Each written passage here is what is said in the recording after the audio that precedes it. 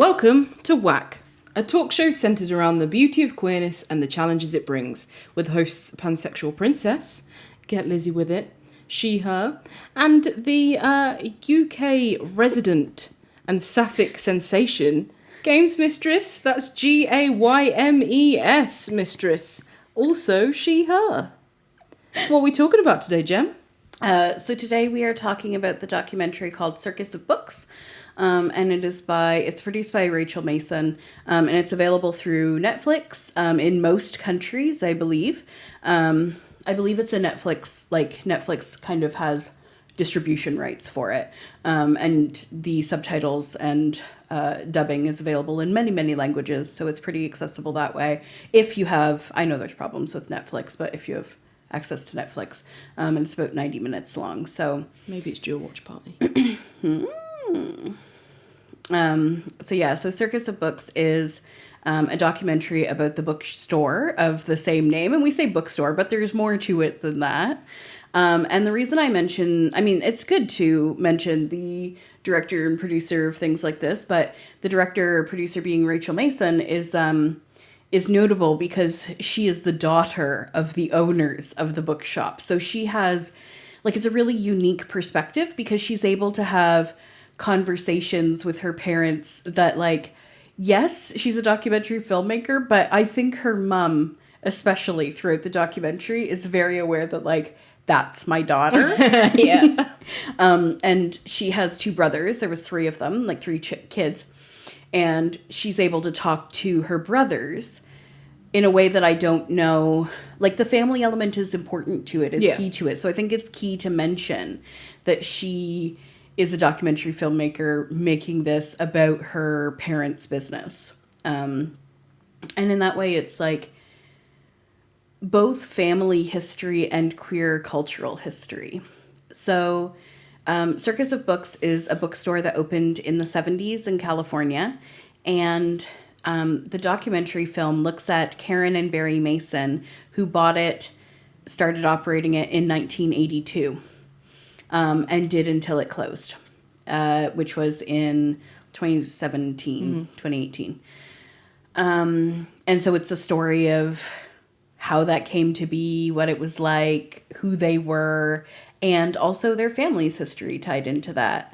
And Circus of Books turned out to be one of the largest distributors of gay porn in the US, which is wild. And it also was in a very particular time period. So I think it's important to note, we'll talk a little bit about the history when we get, when we put a pin in that. But just to note that, especially during so they opened it in 82. So we're talking height of the HIV crisis.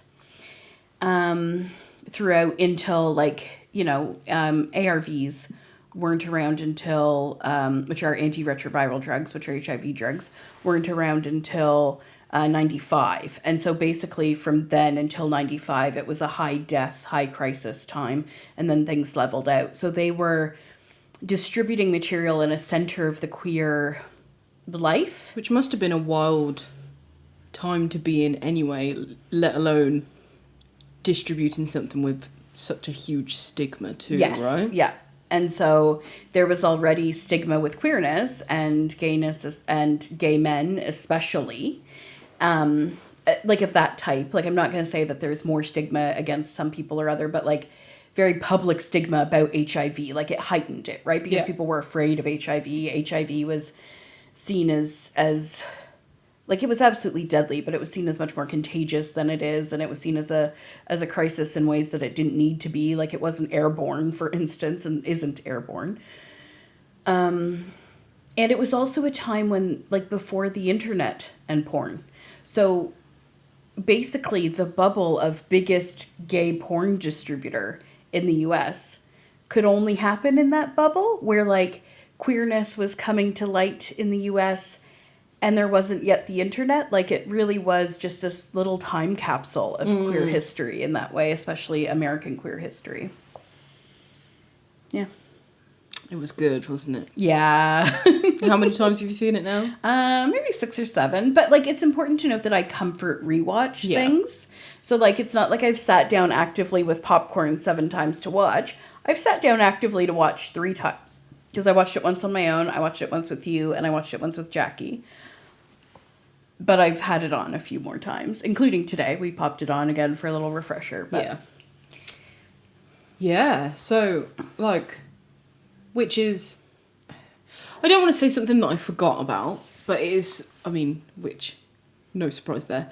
But, like, when you just mentioned that timeline and you mentioned the dates there, I was like, shit, like, what a time to be operating a business like that. Mm-hmm.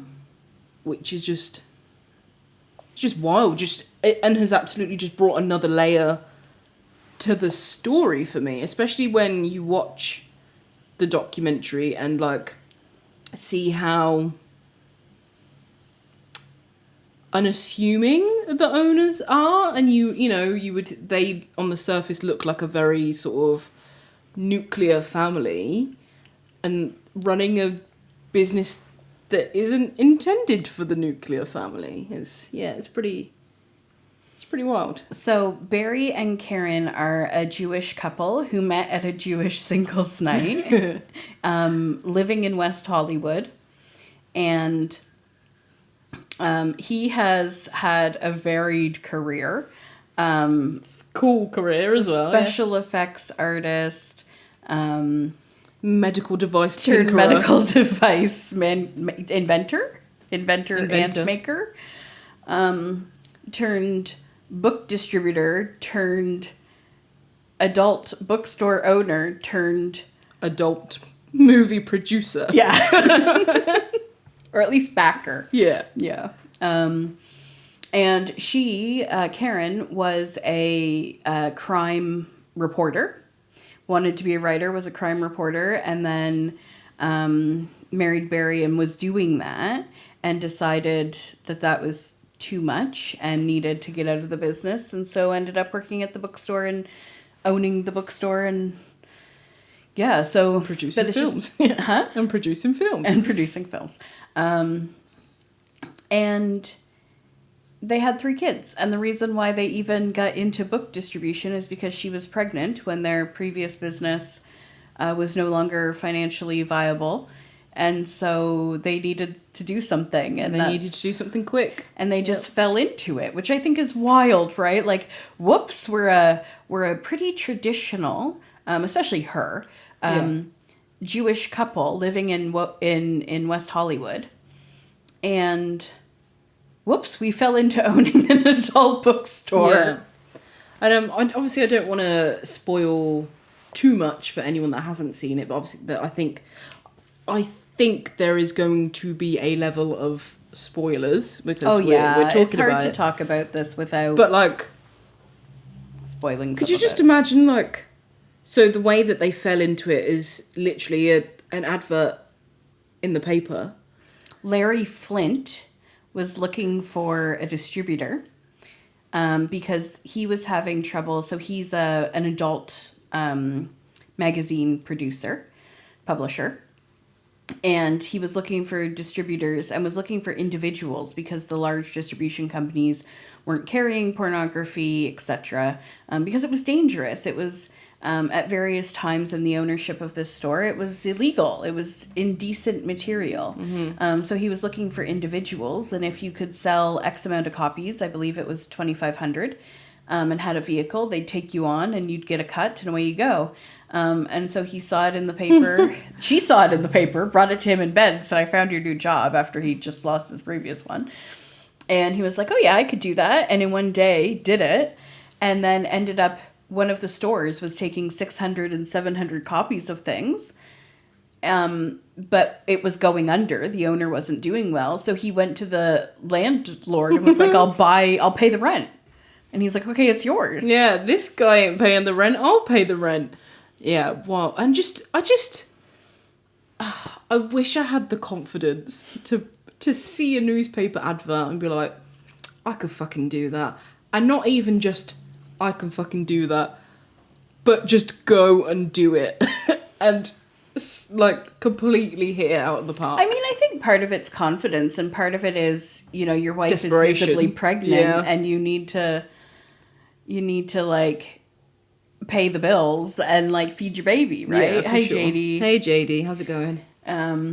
And then it went from there, right? So it went from bookstore to carrying products, and it was really a center of the community. And then it just seemed natural to get into gay porn production to this couple.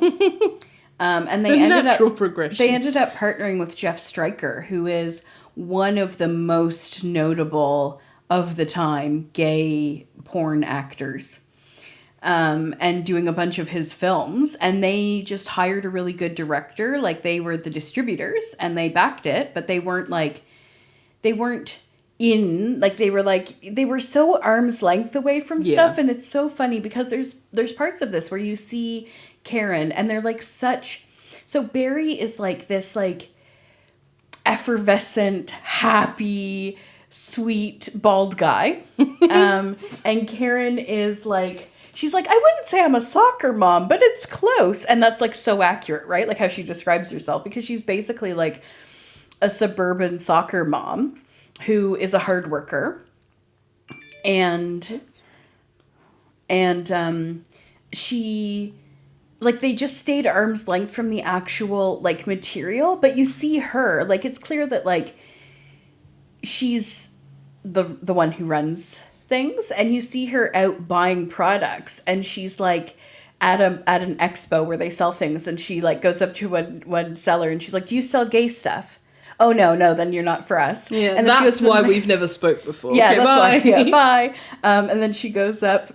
Yes, Amanda, honestly. So funny. And then she goes up to another one, and she's like, you know, this product isn't doing very well, but you know, I'll take some of this and da-da-da. And she's like, this is the stuff that does well. Yeah. Wall full of massive dildos. And she's like, I don't like looking at it. Yeah. And so she's like scanning it and taking it all in, but also like there's just this level of like, not like there's no, like at first it was like, is she uncomfortable with it? And like there is a little, maybe like there's discussion later on about is she uncomfortable with it or not, and in the end it's no, like at the end of the thing. But at times she had been. Yeah. But it's also just, it's so matter-of-fact business, right? Like, to her, she could be talking about little packs of lube, or she could be talking about penny candies, or she could be talking about shoelaces, and whatever it is, she wants 12 pairs of the ones that sell well. Like, and she just treats it the same way. It's and like, so transactional. Yeah. Like, and it's just so funny, too, because, like, her daughter's trying to shoot this documentary, and she's, like, kind of bitching at her daughter a bit, being like, I run a business. I don't answer to people. You can't just tell me what to do. And I gotta tell you, there's, like, a little bit of me that's like, I'm going to be Karen Mason. And a little part of me is going to be Rachel following you around like, what are you doing? What is that? Can I see that? And like, and it's so funny because there's points where Karen's like, I don't know what you're doing with all of this. You can use it to make a collage. And it's also a family story. And a lot of it is even the kids just discovering who their parents were, because there was such a distinction between this is home life and this is family life. So even some of the stuff that like Karen was covering and writing about, and some of her like pieces when she was a reporter, the kids were like, I had no idea Mom did this, because she was covering like indecency laws, she was covering sex work, she was covering HIV, she was covering hate crime, she was covering all of that stuff, and she was pretty like progressive with all of it. And the kids were like, what was Mom writing about? Like, it was just wild. And they had no idea until they went and found her old work. Yeah, when they were like actually seeking stuff out. So I found that really interesting. One of the things that I thought about, which I wanted to bring up, was this idea that in the front of it, it was a bookstore, and there's this really touching moment early on in the documentary where they interview someone who had been through some of the police riots that had happened in WeHo. And he says that, the reason, and others who are customers or had been customers of the bookstore say the reason the bookstore is so important is because that's where our stories were. Like, our stories weren't anywhere else. We weren't allowed to see our stories anywhere else.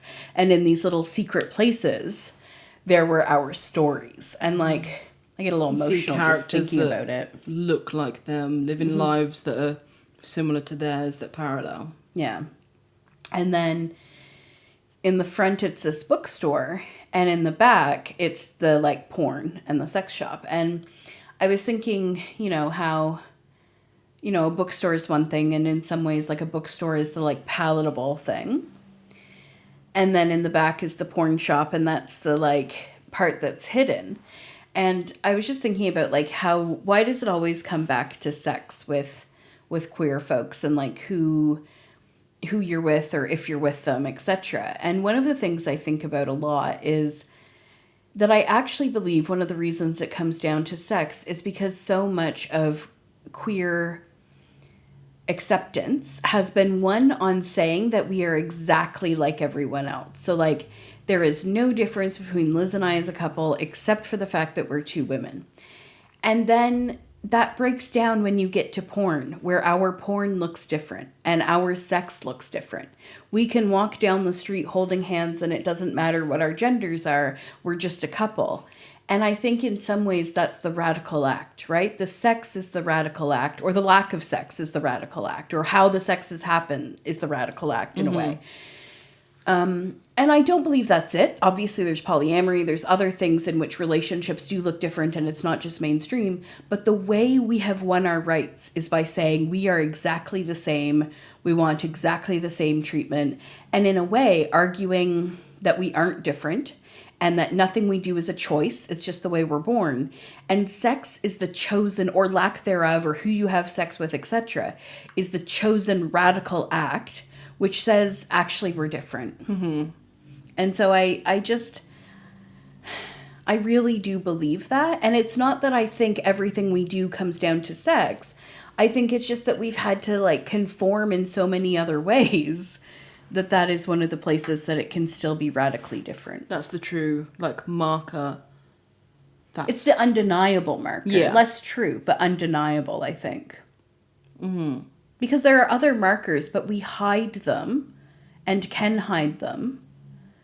Like, I think about that with the wedding, right? Where people ask, like, it's assumed that one of us will be in a dress and one of us will be in not a dress. I was just going to say, kind of takes us back to our compare episode, right? Mm-hmm. Where you still, or some still follow that formula, even though they don't quite fit into it, so you can remain on the right side of normal, so you can blend in as much as possible. Yeah, and the recreation of so many things, gender and the, like, roles, checking of the boxes and all of that, right, is so much about... So, I mean, it's changing now, but early gay rights, especially marriage equality and parenting equality, is based on the claim that we are not different. Not that we are equal. Yep. It is that we are not different, therefore we deserve to be equal. Not, it doesn't matter if we're different or not. Mm-hmm. We're as worthy as anyone else. And I think that in some ways that's part of why we see the breakdown where it comes to trans rights, is because what TERFs do and where it comes down is, if you have transitioned fully, medically transitioned fully, then you are valid as your chosen sex. And if you haven't, you're not. And it's because this idea of, if you are the same, if you complete the transition, if you act the same, etc., then you are valid, then you are equal. Mm-hmm. But you have to erase difference first. Yeah. Yeah. And I think it's kicked us in the ass, and I'm not blaming anyone for that. I think that our rights were very hard fought for and hard won, and people were doing the best. Like, I'm not blaming anyone. Well, I'm just saying, what do you do? Damned if you do, damned if you don't, right? Right? I'm just saying that I think one of the outcomes is that we're no longer allowed to say we're choosing to be gay or we're choosing to be queer, because we fought so long to say nothing is a choice and nothing is a phase that we're not allowed to say anything is fluid. We're not allowed to say anything is chosen. And so it's become tough. But I do think a lot that that's why some of the sex stuff, why some of queerness comes down to sex, and why it's sometimes not extractable. And that's not to like eliminate asexuality, but like the fact that asexuality is part of the umbrella is because of that, right? Because of like why the different sexualities are all part of it, and why the different even, you know, the different split attraction models and stuff like that, why everything is important to the queer movement, because it is about that. So yeah, and I think about that when I think about this, and why a sex shop was the epicenter of a community when there was little community to be allowed to be found. I do wonder if some of it is as well when you, like, how do I put this? When you do find that safe space, like that actual safe physical location, that you kind of get to be a bit rowdy, you get to be unapologetically yourself. You don't have to always have those walls up or that mask on, which also contributes to there being sort of like a very sex-centered experience as well. Yeah. And I mean, I think like there's one moment where someone's like, I lost a gay man is like, I lost my virginity in Vaseline Alley behind Circus of Books. And it was like, that's like the gay dream, like the gay teen dream, like living the dream. And I just thought, like, it's so interesting to me because I totally get that. And that is also what conservative assholes point to say, like, how depraved we are. And the reason is because Republican assholes are too busy sexually assaulting their like office admin to understand that a chosen moment of sexual enjoyment is the dream. Mm-hmm. Hello, Mofo. Mofo, I love you. But that living the dream is a place where it doesn't have to be whatever someone else has told you the dream is. The dream is feeling safe, feeling like you're at home, feeling like it's fun. Getting your rocks off somewhere fun. Yeah, exactly.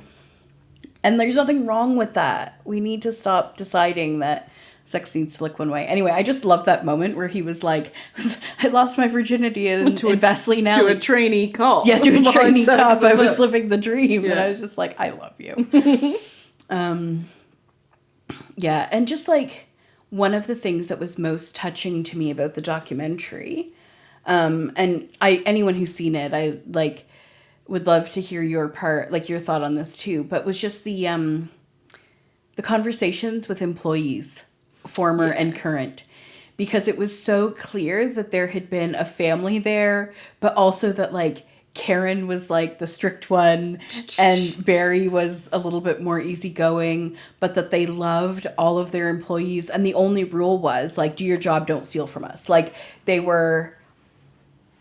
treated them all like family, and like they belonged. Yeah. And like, it was just so clear that one of the things they were saddest about in terms of closing the store, because they felt like it was no longer financially viable, so they were closing it, was that they were worried about their employees. Yeah, and the amount of notice that she gave before the shop shut so they could get new jobs and stuff. And it's, I've lost my train of thought. Just a minute. Oh, that's what I was going to say. Like, you were saying at the top of the episode about the time frame, again, with that not really clicking, it must have been so like magical, so affirming, so like just they must have had such a feeling of safety to those early employees to have employment somewhere where they're not going to be judged or ratted out or fired when they like come out, or like have the shit beaten out of them, or whatever it might be. Like, you know, they really must have been a family. Yeah. Can I have my water? Yeah. Yeah. I would get it myself, but I'm like wedged in against a wall, so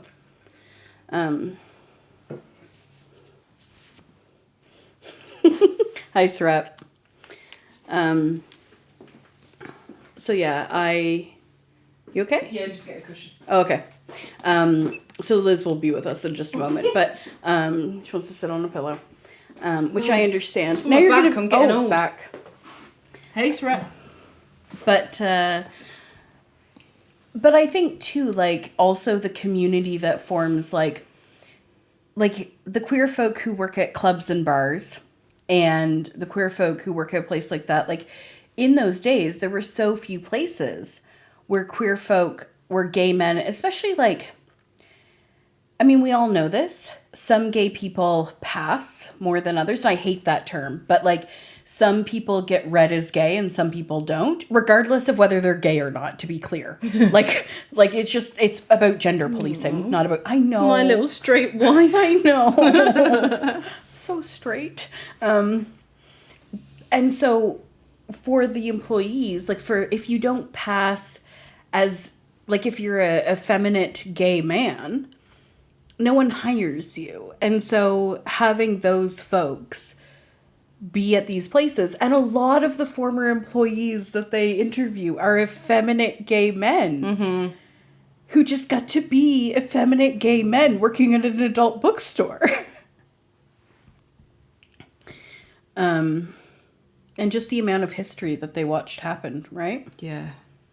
Wild. Especially thinking about HIV. And that's one that's near and dear to my heart. So I think most of you know at this point, but I used to work at an ASO in Canada, an AIDS service organization. And that was my first job out of university. And it's the thing that, like, if I hadn't, I don't know if I'd still be working there, but if I hadn't got cancer, maybe I would have, to be honest. Like, I only left because I got sick, and then I didn't go back because I needed my brain needs changed. Yeah, I needed lifestyle But I still volunteered with them, and I still am on their volunteer list, even here. And so that history is near and dear to my heart. And what I know is that, like, in the early days, HIV was very rapid. It ended lives very, very quickly. And they talk about an employee who went home on Friday at the end of his shift and passed away by his next shift. And I think about the number of losses that family witnessed and that community experienced. I mean, it was catastrophic. And, you know, there's something to be said about being in the center of a place, still operating, still doing the things, still forming community with that tableau. And one of the things I always said in early COVID, when I was still, as you know, like, still working with HIV as a cause, was that we had the tapestry that we were painting on with the pandemic was one of the HIV epidemic. God, yeah. And so it was this double thing that was happening for that community at that time, because access to services were so hard and things like that at the beginning of the pandemic and throughout, really, and the way it changed someone's ability to go somewhere and get safe supplies immediately, like face to face, like, I'm going to pick up some condoms, I'm going to pick up some, you know, drug use tools. It just changed that. And all of those things, like, grew out of this time period. The fact that those things exist. My whole early career was based on this period of time. And it could only happen because there were community spots like Circus of Books for people to still exist in, and they were selling sexual material at a time when gay sex was illegal, indecent, and incredibly stigmatized from a health perspective. And that's wild. And so later on, it's clear that the family, that Karen was managing some of her own homophobia, and I'm not going to excuse that of her. It's clear that that never impacted anything. Yeah.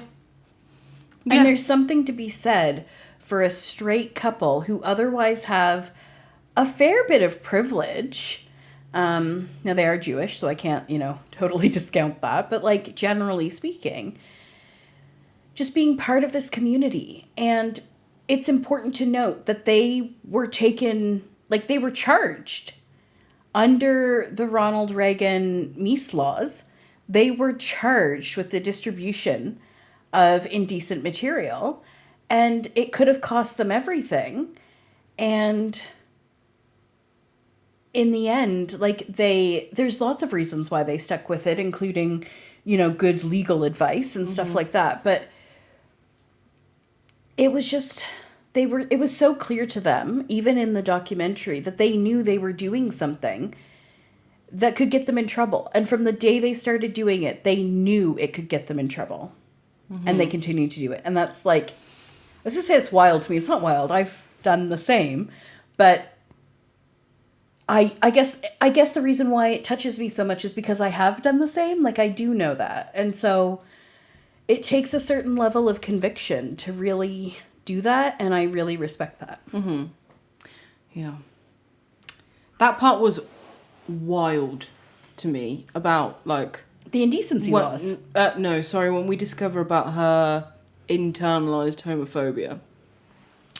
How she has been the head of this business for that amount of time, and I don't know how much detail we want to go into. I think it's been out since 2019, so I think we can spoil thoroughly. Yeah, okay. So there's a point in the documentary where Karen, where I can't remember the son's name, but Jeff. Was it Jeff? I can't remember. I'll look it up while you do this. One of the sons comes out as gay.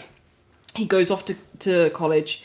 He realizes he's gay, and then attempts to come out back when he visits home for whatever holiday it is, and he ends up scribbling on a post-it note, and I'm gay, and they don't know which one of the children has written it. And of course, Dad is absolutely fine with it. Like everything else, he's as, so laid back, he's horizontal. But Karen has a lot of issue with it. And it just blew my mind, like Amanda says in chat. Josh, not Jeff. Josh. But just blew my mind how she has, a whole other family at work full of queer people, literally sells queer material, and has this struggle that one of her own offspring is queer, and that just. But I think the linchpin there is faith, right? And she Yes. talks about it too. And I think she very much feels like her faith is hers. And I don't believe for a minute she ever pushed her faith on any of her employees. It's super clear that in my mind, and there's no stories, in doing the research, there's no stories that she did at all. Mm-hmm. And Barry, the father, is she calls it a mixed marriage, that she's religious and he's not. So, and she's like, the secular parent often has the easier time with it. And so it's really clear that Barry is not necessarily, I think he's culturally Jewish and not religiously, where she sees herself as religiously Jewish. Mm-hmm. Not just culturally, not simply culturally, sorry. And so as the mom, and especially in Judaism, actually I don't know if you know this, in Judaism, the mother is in fact the Jewish lineage. Mm-hmm. Yeah. And so it's a matriarchal, now there's varieties that happen, but it's clear that it's a matriarchal family, and she is the Jewish matriarch, and it is her job to guide her children, especially because Barry is more secular. And so I think that her struggle is based in faith. Yeah. And I guess maybe, like, because of that matriarchy, she wants to set her children up for success and, like, I don't want to say is of the opinion, because that's not what I mean, but believes, like, her faith has led her to believe that he cannot be successful as a homosexual. Yeah. Or will have a terrible time in life as a homosexual. And I do wonder, too, like, how much she's seen the suffering. That's so true, yeah. And the suffering, and I think there's times, especially when you look at, like, there's just always these points of, like, progression and regression socially. And unfortunately, she saw huge moments of regression with Ronald Reagan and regression with the Bush years and regression. Like, she saw the regression. And I think for her, my sense, obviously, and I'm not excusing this in any way, to be clear, but I think, like, she had a hard time imagining him being safe. Like, it's got to be hell to watch a whole community suffer, be raided, be persecuted, be charged for the distribution of the material, watch 30% of the gay male population, and in places like WeHo, it was more like 60, die from HIV, and then have your son tell you he's gay. Yeah. It's got to be fucking terrifying. Yeah. I'm not excusing it. There is no room for homophobia, and I'm really glad that she has the character arc she does, because for sure that makes it, like, I can still, like, really love her because of her character arc. If she ended the film still a homophobe in the ways that she was, I would really not be able to, right? Like, there's no excuse. At the same time, sometimes we are, in moments, more terrified for the immediate safety of our child than for the emotional gentleness that's needed in that time. Yeah, I mean, and as Gemma says, that obviously there's no excusing any kind of, like, you know, like discrimination, bigotry, whatever, but that shit's got to tear you up inside, right? When you hear, like, there was stats recently about the number of, like, I think the stats I read were specifically lesbian youth, like, how they feel like ashamed of themselves. You know, like I say, it's not excusable, but if these people are feeling it about themselves, is it any, like, wonder that their immediate friends and family are gonna have that internal conflict as well? And I will say that a lot of us who, like, Josh is about my age as far as I can tell, mm-hmm. and a lot of us didn't come out to friendly, like, it wasn't we did not have, like, it's really easy in 2023 to talk about parents being supportive, and I especially feel now there's no room for homophobia. But, like, not to give my parents too much credit, because y'all know how I feel about my parents, but, like, there was no gay marriage. There was no path. There were very few paths to happiness mm-hmm. when I came out as gay. Like, I guess as well, like, it sounds really, it sounds like I'm talking about fucking influenza or something, but I was going to say, like, there's no exposure, there's no representation, there's no, you know, back then, if you don't know anyone who is queer or is in a same-sex relationship or whatever it might be, and then also, as we've touched upon, like, you are fearing for the safety of your family as well, because if it gets out that, oh, you know, no one can know that Josh is a gay man, because what if we get attacked or whatever? Like, there's so much. I think so many layers. I also think the reason I'm willing to give her credit is that she immediately says, like, in the documentary, she's like, I immediately had to go to scripture and figure this out, and I immediately needed to, like, make this better. Like I like herself. And so it is clear both from... Oh, she recognized it straight away. And... Yeah. And even when like so the story is, he came out, got on a plane and went back to university in on the other side of the country in New York, and didn't call to say he'd landed. And she calls him up to say, I don't care if you're gay or not. You have to tell me when you get home. Yeah. And so like this woman. So it's clear from the very beginning that she clearly still loved him. And this wasn't a like, you've disgraced us and you can never return. It was a different type of struggle. To figure some shit out. And then she goes on to be like PFLAG mom of everyone, right? Yes. Like, so she goes on to like start immediately looking at scripture and immediately going to PFLAG and finding these groups, and her and Barry go and talk. And this is the part that makes me like cry, right? So I'm watching this and she's talking about like... She cried each and every of the 8 times that she watched it. Every time. And so for me, like the reason why I'm willing to give her credit is because sometimes in moments when we're afraid, we're not ourselves, or we don't make the best choices. Fear is not the best determiner of how we should act. Mm-hmm. And it's not, sometimes when we're afraid, we don't do the right thing. But when you have a chance to make it right and you do, I've got a lot of space for that. I've got a lot of time for you. I've got a lot of respect for that, because in some ways that's hard. It is hard to like be wrong and make it right. Yeah. In some ways it's a lot easier to just like float by on, if she had underreacted and quietly done whatever, the story would be different. And in some ways it's the harder path to be like, I was wrong and I had to do the thing. And she did the thing. And like, she shows up, right? Like, we're talking about like marching in LA gay pride, like in the Pride Parade. Sorry, not gay pride. That's old Gem coming out of the 90s. But like marching in Pride, carrying the fucking PFLAG banner, right? Like, so...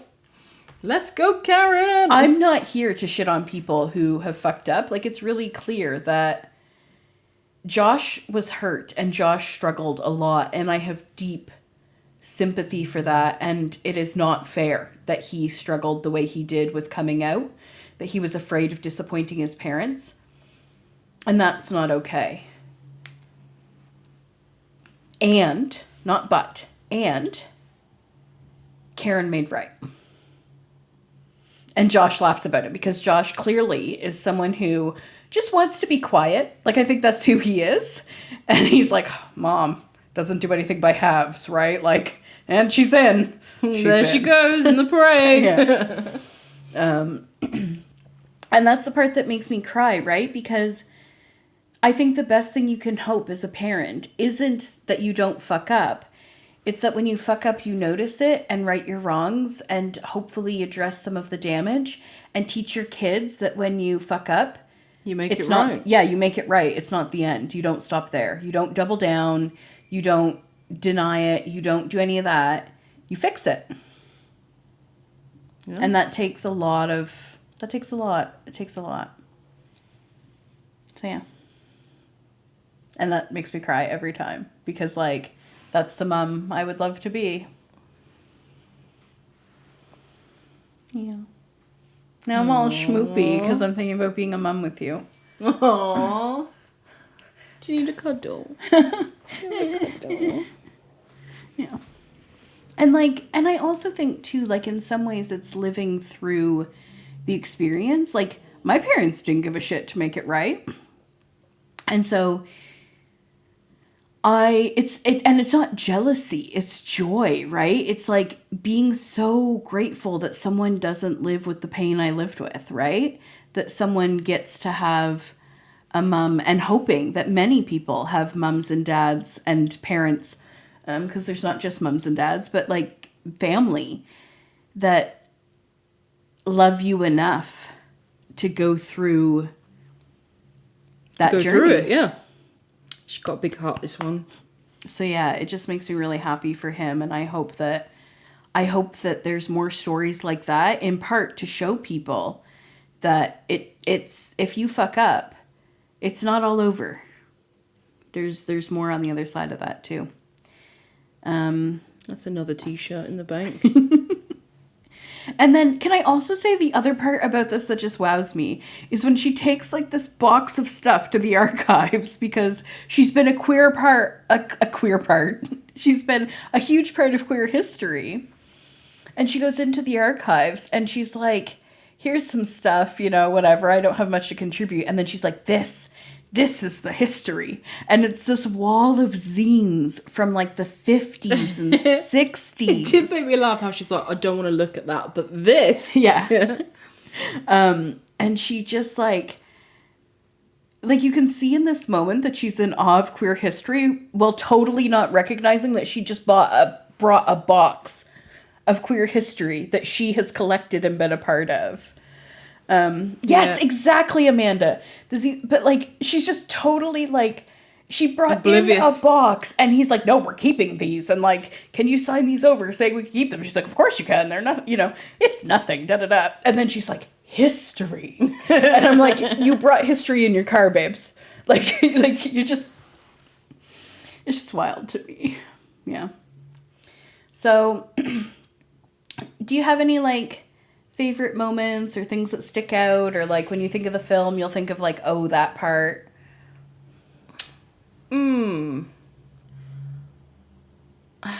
I think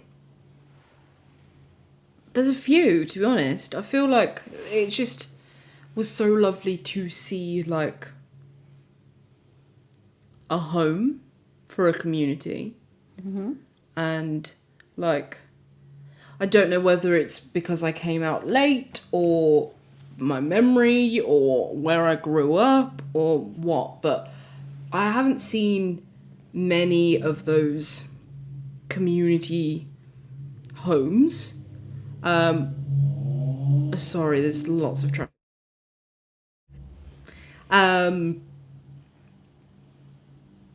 I think there's more on the way. There's more on the horizon. I'm seeing more now, but I don't know if that's because I'm more in tune with it or not. So it was lovely to see that, and to see that so deep rooted in history. I also see a lovable, or think of a lovable couple that ended up being just fantastic allies, and like that just made me feel really like warm. Yeah, just I think that sense of community and allyship is what I think about the most when I think about the film. What about you? First, I want to respond to one of the things you said about like how you're not sure if it's your memory or because you came out late, etc., but like you haven't seen a lot of those. And I just want to say like that is because our culture is set on queer amnesia. Our culture is set on bury your gays. Our culture is set on burying queer stories. So whenever there were places that were queer-centered communities, they were systemically targeted, destroyed, and their histories unwritten from the books. Yeah. But like, when I talk about being a sapphic sensation, it is because of Sappho. Like that word comes from one of the greatest female poets in ancient history, and we still act like there weren't gay people. So like, I just want to like remind you that it's not you. It's that unless you seek these things out and create How them, do you know they're there? and talk to people about things they knew, culture doesn't hold on to them. Yes, history will remember them as roommates. Oh my god, that's a shirt. But like that's it, right? Like, Amanda, write that down. I mean, I think it might already be a shirt. Oh. But yes, agreed. But that's it, right? Like, so I feel like you, and this is exactly how culture works. You are individualizing your own ownership of not knowing queer history when there we go. The one who makes shirts. But you are doing exactly what we're taught to do, which is individualize a failing of not knowing something when we are culturally forgetting things and telling and erasing them. Not just like forgetting them, actively removing them. Yeah. Although I will say, I do remember one place growing up. And shout out Boston Clipper. Nice. Yeah. There you go, continue. Yeah, no. I just really wanted to like, I just felt you like individually internalizing some kind of like ownership of not knowing when it is like quintessential to how society operates to like fucking erase us. I'm sorry, I'm laughing because she wrote it down. She's made a channel. Nice. Amazing. Thank you, Amanda. I mean, I felt the buzz on my watch, but I was trying to like not like, and when you looked at your watch, I was like, it's something to both of us, and I was like, no, don't look down. For me, I think the thing that like stands out the most was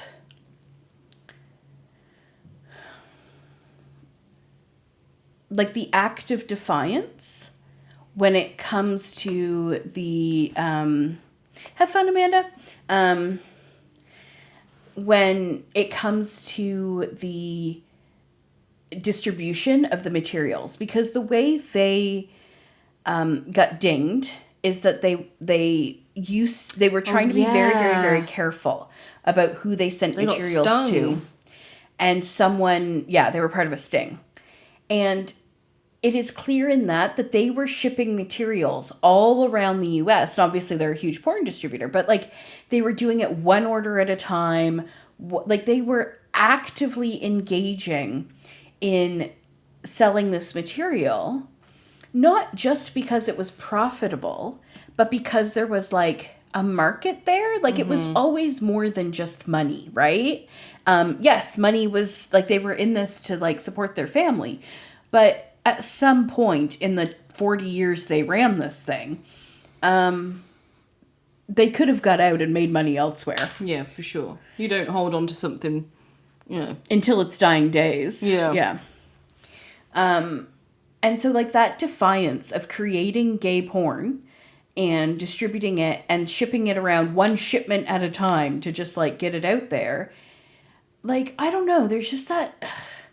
I just love that defiance. And to me, like, sex is political and sex is rebellion and sex is radical is just engraved in my DNA. And so I really hear that in their story. But more than that, I think, is like this mother-daughter relationship that we see play out. That's just magical.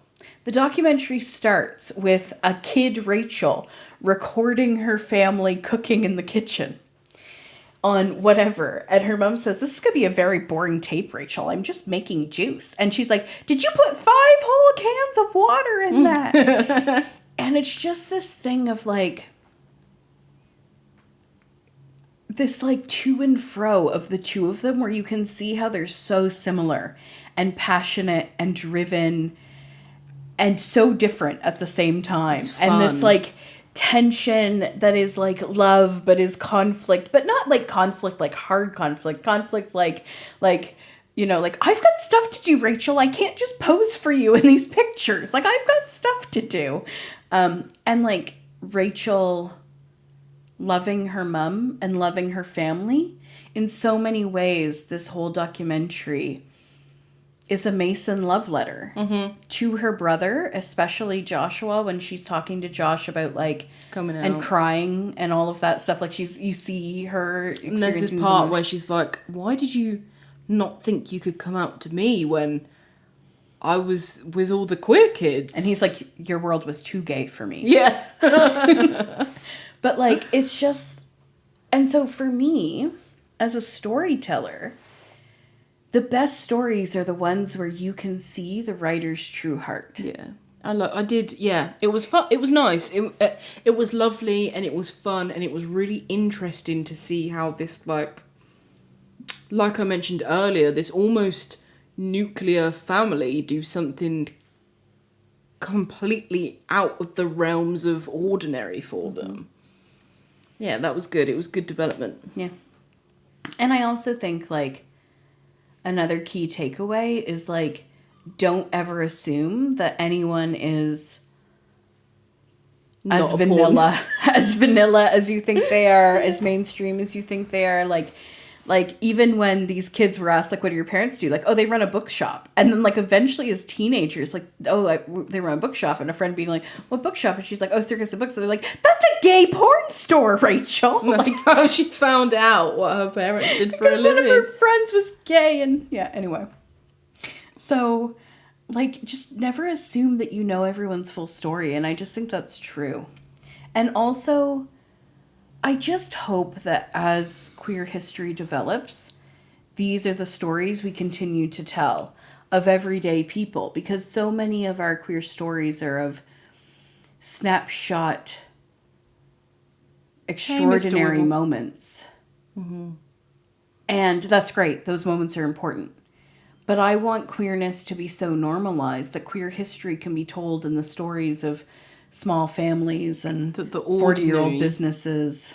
I was going to say that the ordinary is extraordinary, but I guess not. That the ordinary is ordinary. Yeah. Like, yeah. Sometimes the thing I dream most of is being unremarkable. I don't know if you're going to get there. But yeah.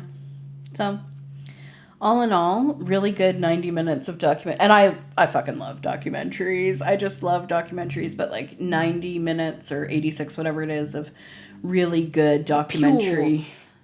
Go ahead. That was fun. Okay.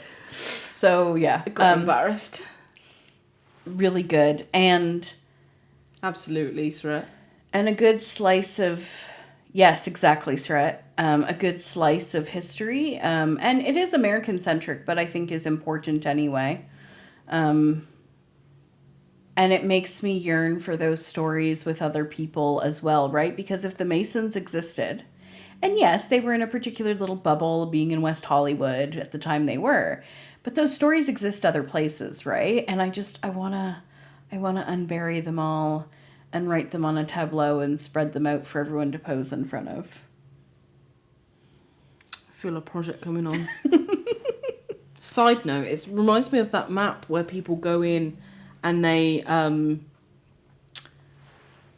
it's like a Google map and they submit a story and then it gets pinned to the Google map and you can see all the queer stories around the world. I've posted it in someone's Discord. Maybe ours, I don't know. Maybe ours. It's been a long 2 years. Yeah. But yeah, let's unearth some stories and make some of our own. I'm excited. We're 134 days away from our wedding, just in case anyone's curious. Yee! Yeah, so it's, thanks, team. But yeah, so good documentary. Would love to hear anything that, That's amazing, Pixel. Rick. Love it. Made us a little graphic that is... We'll drop it. So If cute. we have your permission, we'll drop it in the WHAQ channel in our Discords. Yeah, so that's it for tonight, I think, unless there's anything you want to touch on. No. Okay. We wanted to do a shorter one, and it's already an hour and a half, so... but it was meant to be like a little ease into life in the UK episode. The next one's you in 2 weeks. TBD. TBD, okay. If you need me to take it, I can. We'll see. Yeah, we'll... It might just be another quiz. Maybe I'll just do a quiz every other episode. I am 100% okay with that. And I haven't ordered my root beer yet. I'm going to order some root beer and some craft dinner and some fluff and a dill pickle. We can get fluff here, though. Can we? Yeah. Okay. Well, we used to be able to. Sugar tax. I think it might be saying... Yeah, it could be the sugar tax. Anyway. I was actually going to ask how your pickles turned out, Sret, but it's been a long few weeks. Like, can we just say Did you grow them yourself? No, but made. like from little cucumbers, but didn't grow the cucumbers. Taking the Michael, Gemma. Oh, why is it Michael? Taking the Mick. Mick's short for Michael, isn't it? Yeah, but what's Mick? Taking the Mickey. Yeah, but what's that? Taking the piss. Yeah, but why is it Mickey? Welcome to England. Here's the thing. As someone who doesn't understand... All right, we're back. We're on the post-episode ramble. Yeah, no. As someone who doesn't understand idioms in my home country, learning them in a new country is a whole, like... Right? Journey? Yeah. Anyway. All of the above? But yeah, I haven't ordered... Like, I've only been in the country 3 weeks and a day. And it's been like... I don't want to say the longest 3 weeks of my life, because that sounds terrible. It's just wild how much has happened in 3 weeks. Oh, yeah. Because, like, you know, all the stuff we said. But it's just wild. It's not, like... All the stuff we said, running through my head. Is it running through your head? Running through my head. But, yeah, so we'll have another episode in 2 weeks. It'll be a bit more structured than this one, maybe. Liz is good with structure and notes and things, and I'm not. I just ramble. Yeah, 100%. You always have notes for your episodes. You make quizzes. You've got lists. That's why they're 20 minutes long, my episodes. And, yeah, excited to be recording now in the same room forever. Forever in the same room now, legally. Ever.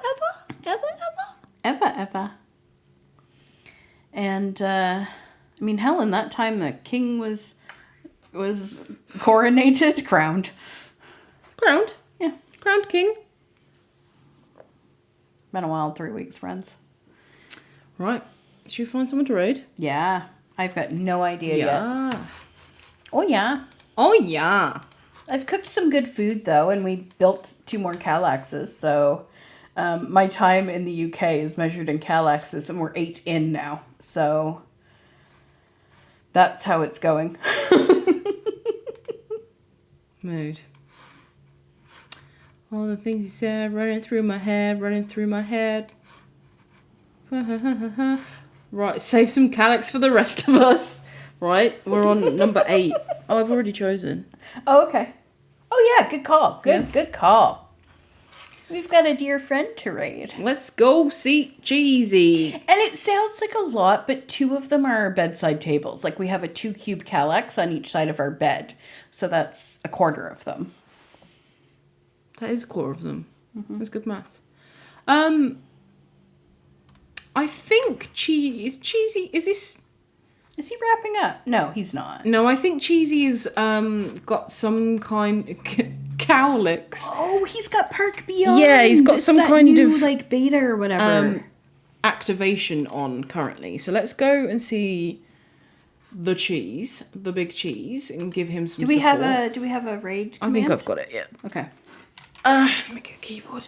So let's go and give Cheesy some love. I'm going to post this one.